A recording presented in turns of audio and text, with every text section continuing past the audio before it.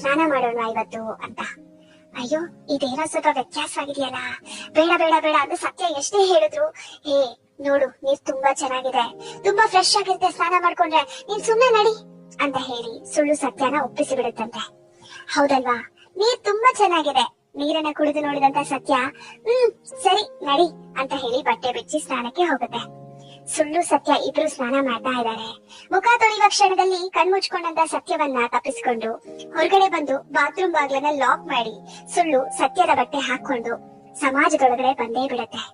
ಈ ಸಮಾಜವೆಲ್ಲ ಸತ್ಯದ ಬಟ್ಟೆ ಹಾಕಿಕೊಂಡ ಸುಳ್ಳನ್ನೇ ಗೌರವಿಸ್ತಾರೆ, ನಂಬಿಡ್ತಾರೆ, ನೋಡ್ತಾರೆ. ಬಟ್ಟೆ ಇಲ್ಲದೆ ನಾಚಿಕೊಂಡು ಬಾತ್ರೂಮ್ ಅಲ್ಲೇ ಉಳಿದು ಬಿಡುತ್ತೆ ಸತ್ಯ. ಹೇಗೋ ಹಾಗೋ ಹೀಗೋ ಮಾಡಿ ತಪ್ಪಿಸ್ಕೊಂಡು ಹೊರಗಡೆ ಬರೋ ಹೊತ್ತಿಗೆ ಸಮಾಜವೆಲ್ಲ ನಿರ್ವಸ್ತ್ರವಾಗಿರುವಂತ ಸತ್ಯನ ನೋಡಿ ಅಸಹ್ಯ ಪಟ್ಕೋತಾರೆ, ಬಹಿಷ್ಕರಿಸ್ತಾರೆ. ಎಲ್ಲರ ಅಪನಿಂದನೆಗಳಿಂದ ನೊಂದ ಸತ್ಯ ಇನ್ಯಾವತ್ತೂ ಹೊರಗಡೆ